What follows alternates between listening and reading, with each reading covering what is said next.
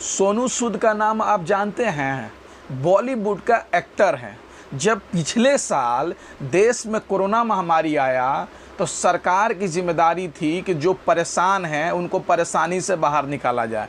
जो श्रमिक मजदूर, प्रवासी मजदूर अपने घर से दूर कमाने के लिए गए हैं, उस कोरोना महामारी में फंसे हुए हैं, तो सरकार की जिम्मेदारी थी सही सलामत घर पहुंचाने की। अगर वो भूखे हैं तो खाना पहुंचाने की, अगर उनको दवा की ज़रूरत है तो दवा पहुंचाने की, अगर पानी की ज़रूरत है तो पानी पहुंचाने की। लेकिन सरकार उसमें फेल साबित हुई।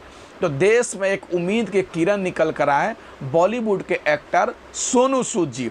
लेकिन सरकार सोनू सूद के सम्मानित करने के बदले उनको अपमानित करने का काम कर रही है। सोनू सूद को सम्मानित करने के बदले ईडी का छापा उनके घर पे मरवाने का काम कर रही है सरकार।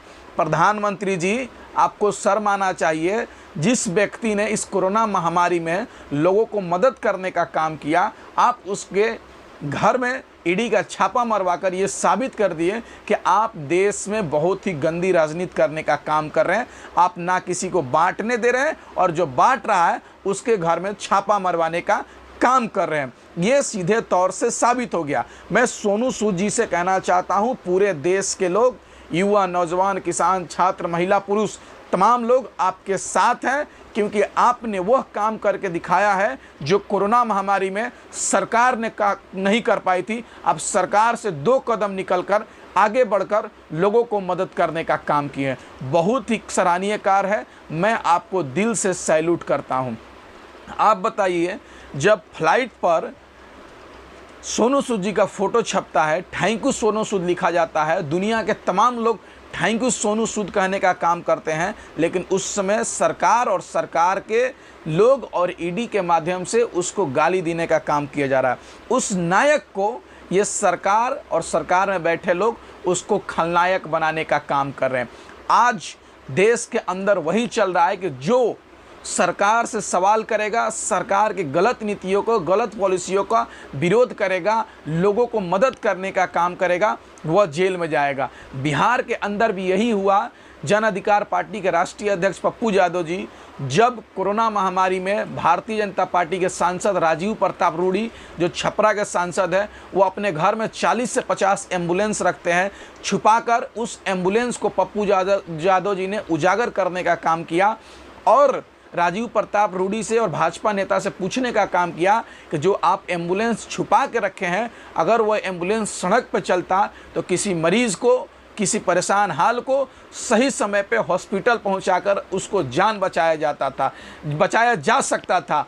लेकिन भारतीय जनता पार्टी के लोग गंदी राजनीति के तहत पप्पू यादव जी को लगभग 4.5 महीने से जेल के अंदर कैद रखे हैं। इसलिए कैद रखे हैं क्योंकि वह कोरोना महामारी में लोगों को मदद करने का काम करते थे, लोगों को दवा पहुंचाने का काम करते थे, लोगों को पानी पहुंचाने का काम करते थे, लोगों को शमशान घाट, कब्रिस्तान, तमाम जगहों पर जाकर लोगों को, परिवार को जिनके घर में मृत्यु हुई थी, उनको हौसला देने का काम करते थे। लेकिन सरकार को वो पचेगा कहाँ?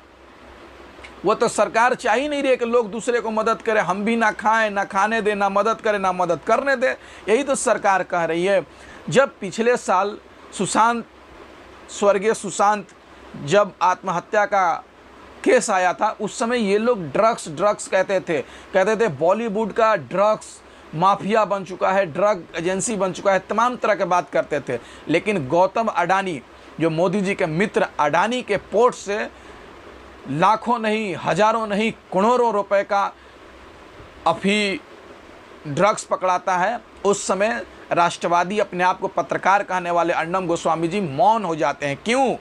क्योंकि वह उनके मोदी जी के रिश्तेदार का है ड्रग्स, इसीलिए वह उसके बारे में बोलने का काम नहीं करते हैं। अब बताइए, प्राइवेटीकरण करने का, निजीकरण करने का कितना नुकसान है आप समझिए। एक पोर्ट को प्राइवेट कर दिया गया।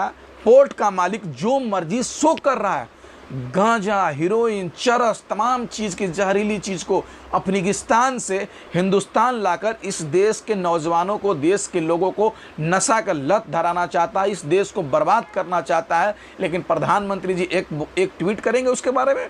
एक शब्द बोलेंगे? क्या देश का न्यायपालिका उस पोर्ट को निजीकरण के हाथों से, अडानी के हाथों से छीनने का काम करेगा? जो लोग दोषी हैं क्या उनको गिरफ्तार करके कड़ी से कड़ी सजा देने का काम करेगा? आज देश के अंदर हीरा चोर जो हैं सड़क पर मौज मस्ती कर रहे हैं, लेकिन जो खीरा चोर है उसको जेल के अंदर सड़ाया जा रहा है। छोटे छोटे मुकदमों में गरीबों को जेल के अंदर डाला जा रहा है, छोटे छोटे मामूली मुकदमों में। लेकिन जो हीरे चोर हैं, सोना चोर हैं, करोड़पति चोर हैं, बड़े बड़े चोर हैं, आज भी वो देश से बाहर मौज मस्ती कर रहे हैं, देश के पैसा लेकर भाग जाते हैं और देश के अंदर मौज मस्ती कर रहे हैं। लेकिन सरकार और प्रशासन के लोग एक शब्द बोलने का काम नहीं करते हैं। विजय माल्या, ललित मोदी क्यों पैसा लेके भाग गए? कहाँ चला गया? प्रधानमंत्री जी कहते थे काला धन लाएंगे, काला धन लाएंगे। प्रधानमंत्री जी आपने काला धन नहीं बल्कि सफ़ेद धन ला दिया, सफ़ेद ड्रग्स लाने का काम कर दिया अफगानिस्तान से, जो हमारे देश के लिए, लोकतंत्र के लिए, संविधान के लिए बहुत ही हानिकारक है। आज देश के अंदर महंगाई चरम सीमा पर है, बेरोजगारी चरम सीमा पर है, लूट चरम सीमा पे है, बलात्कार चरम सीमा पे है। लेकिन मजाल है देश की मेन स्ट्रीम मीडिया इस पर चर्चा करते हैं। उसको पाकिस्तान, अफगानिस्तान, तालिबान से फुर्सतें नहीं है तो इस पर चर्चा करेगा। उसको हिंदू मुस्लिम से चर्चे नहीं है, फुर्सतें नहीं है कि चर्चा करेगा। मोहन भागवत और ओवैसी से फुर्सतें नहीं है कि ये लोग चर्चा करेंगे। ओवैसी साहब कहेंगे कि हम लोग पूरे, मोहन भागवत जी कहेंगे कि पूरे देश का सभी लोग हिंदू हैं, सनातन को मानने वाले हैं। फिर में एक ट्वीट आ जाएगा, फिर इस बहस छिड़ जाएगा और देश की मुद्दा भटक जाएगा। एक कहावत है भोजपुरी में, यार का गुस्सा भतार पर निकाल रहे हैं।